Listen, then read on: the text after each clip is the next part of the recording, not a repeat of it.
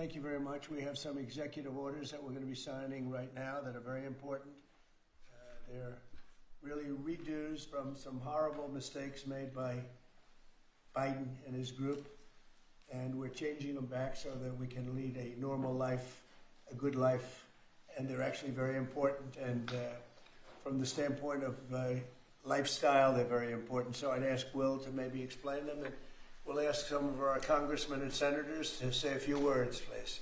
Yes, Mr. President. As you said, we have 4 bills for your attention today. These are bills that have been passed by Congress. In the closing days of the Biden administration, they pushed through a large number of rules and regulations that really hurt ordinary Americans, including in their own homes. So the first of these is HJR 20. This is a bill that repeals Biden-era regulations relating to consumer water heaters, consumer gas-fired water heaters. Who was in charge of this one? This is Gary and myself, sir. Gary Palmer sponsored it, but this bill specifically saves a factory in my district. 300 Georgians will continue to have their jobs as soon as you sign that. Mr. President, this rule was issued on Christmas Eve, thinking that we wouldn't be keeping up with what the Biden administration was doing, but we moved quickly to get And this this was on gas heaters. Banning natural gas. Isn't that ridiculous? And how were you supposed to get your heat then? Through electric? That's through electric. Yeah. Was that basically it? Electric heat, which isn't as good. Crazy.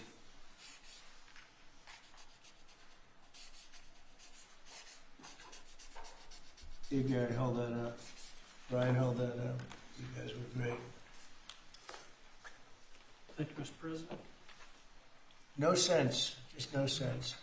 But in addition to that, you have a lot of workers that lose their job, right? Yes, sir. Right. 300 workers Crazy. saved because of you. Good, thank you. Thanks. It's an honor. Here's the Golden Dome, by the way, if you're interested. Here's the Golden Dome. It'll save all your lives someday, maybe. Okay, good. Thanks, Brian. You hold it up. Yes, sir. Next, Mr. President, we have House Joint Resolution 24. This is the same basic idea, but this relates to walk-in coolers and freezers and other refrigeration devices. Again, last-minute Biden-era regulation that hits ordinary Americans hard. And what did they do? They put increase in... the energy efficiency requirements for walk-ins, coolers, and freezers, and therefore putting an undue burden on businesses across the country. Everything from restaurants to pharmacies, hospitals were To all a point where it being didn't work. impacted. In other words, they made the restrictions so strong that it didn't work. And it was going to cost them so much money to actually meet the energy efficiency standards, which didn't really save much money. So this is going to actually help our small businesses across the country, Mr. President.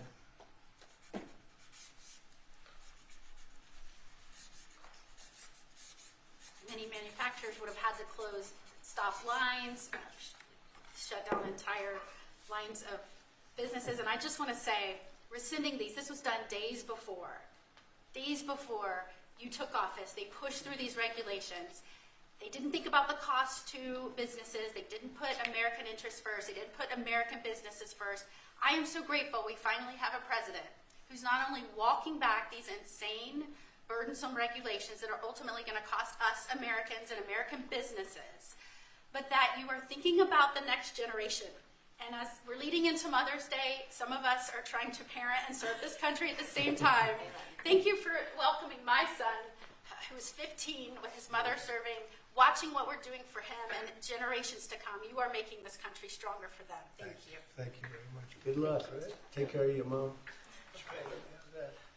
You want to hold that up too? So you can... That's a big one, isn't it, huh? Common sense. It's all about common sense, right? Okay, Will, go ahead. Next, sir, this is House Joint Resolution 42. Again, this is a rescission of a Biden-era regulation, in this case relating to energy conservation standards for household appliances and certain consumer products.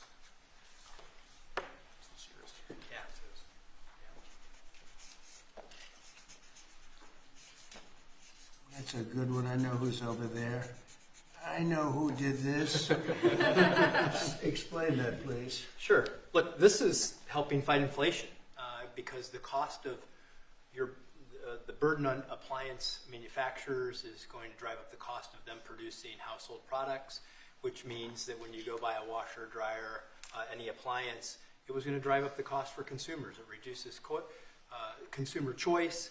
But in the bottom line, we've been trying to fight inflation. This fights inflation. This takes the cost out of producing these products that Americans need every day. And when you add all this up, it's one regulation here, one regulation there. They always say it's de minimis, but when you add it all up, it costs a lot to American consumers, and this is fighting back. And it's not as good. And it's not as good. Not nearly as good, not nearly as efficient, and more costly. Other than that, it's wonderful. Thank you. Great job. Thank you very much. Great. Fantastic. Okay. And lastly, sir, we have House Joint Resolution 75. Again, this is a rescission of a Biden-era regulation, in this case relating to energy standards for commercial refrigerators, freezers, and refrigerator freezers.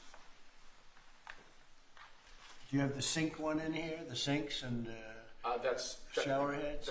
We have an executive order on that coming for you later, sir. Yes, That's sir. coming when? Later this afternoon. Okay, good. You going to be around later this afternoon? Good. Sinks and shower heads, where you buy a home and you have a new shower head and you don't get any water. The water doesn't come out of the sink. The water comes out of nowhere. What a shame. What a ridiculous waste. Okay, let me do this. Come here. Who's responsible for this? This is mine, Mr. President. Oh, good man here. Yes, sir. Okay. Thank You you. want to discuss that? Yes, sir. This was a government regulation that we have now repealed. Thank you very much, Mr. President. That now saves the American taxpayer. I was getting ready to say the Texas taxpayer, them too, but the American taxpayer, because who would have ultimately paid the price on a government mandate and a government regulation? The people of America. So you just say the American taxpayer money. So thank you very much. That's fantastic. Thank you. It's a great job. Okay, any questions? Mr. President, airlines said today that the 10% baseline tariff on all countries is here to stay, Yeah. even after the deals are done. Does that mean that countries offering zero tariffs won't get reciprocity? You are going to always have a baseline. I mean, there could be an exception at some point. We'll see. Somebody does something exceptional for us. That's always possible. But basically, you have a baseline of a minimum of 10%. And some of them will be much higher, 40%, 50%, 60%, as they've been doing to us over the years. We had a wonderful deal yesterday. We have 4 or 5 other deals coming immediately. We have many deals coming down the line, and ultimately we're just signing the rest of them in. But we always have a baseline of 10%. And then specifically on the possibility of an increase in taxes on wealthier Americans, what do you say to conservative Republicans who argue that this is an increase on small business owners? Well, what we're doing is we're actually, if we ever did that, it would only be, and from what I hear, people would love to do it, rich people. I would love to do it, frankly, but what we'll do is that, they'll go around saying, oh, this is so terrible. Would you do it? Is you're giving up something up top in order to make people in the middle income and the lower income brackets save more. So it's really a redistribution. And I'm willing to do it if they want. I would love to be able to give people in a lower bracket a big break by giving up some of what I have. But I'll tell you, a lot of people say don't do it because of the fact that you have the Bush statement about read my lips, but he lost because of Ross Perot. He didn't lose because of that statement. And then on the salt. But I don't think they're going to be doing it, but I actually think it's good politics to do it where richer people give up, and it's a very small, it's like a point, but they give it up to benefit people on a lower income. And then on the salt tax credits, Mr. President, there are some Republicans who say, why is it that these 45 other states should be paying taxes to alleviate the tax burden of New York? Or It's only because those states are behind, very badly behind, and those people were affected very badly.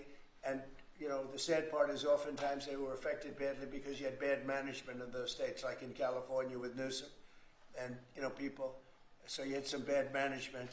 But that's being worked on now, and they may do a piece one way or the other. It's a very complex issue, but I think it's being worked out. I think it's going to be worked. It has not been settled yet, but they'll settle it up pretty quickly. Are you Mr. President, can we have What parameters have you given Scott Bessent on negotiating with China this weekend? we have to make a great deal for America. Are you going to be disappointed if he comes back without a deal? No, not at all, because we already made a great deal. We're not doing business with China right now. Given your relationship with We Prime lost, Minister, we lost $1 trillion last year with China, $1 trillion. So if you're not going to do business with them, you're not going to lose $1 trillion. But we lost. I want China to do great. You know, I'm very friendly with President Xi. I have great respect for him and for China. But we can't continue to allow them to do what they did. When I was president, they paid hundreds of billions of dollars in tariffs and taxes. And then Biden screwed it all up. What he did to this country between the border and between all of the other problems, the wars, everything, what he did to this country should never be forgotten. But one of the things he did is the trade was so bad and so imbalanced. So I think we're going to come back with a fair deal for both China and us. have you given Besant a number of how low you're willing to go? Yeah, I am. Are you What's willing the to share number? that number? But I put out a number today, 80%, so we'll see how that all works out. Mr. President, the U.S. Embassy in Kyiv is warning right now about possible Russian significant attack on Kyiv. What's your message for Putin? I have a message for both parties. Get this war ended. We're losing 5,000 soldiers a week, Russian and Ukrainian soldiers, and other people also, by the way. And I say, get this stupid war finished. That's my message for both of them. Thank you very much. We'll see you later. Thank you, guys. Thank you, guys. We're heading out. Thank you, guys. Thank you. Right out through there. Thank you.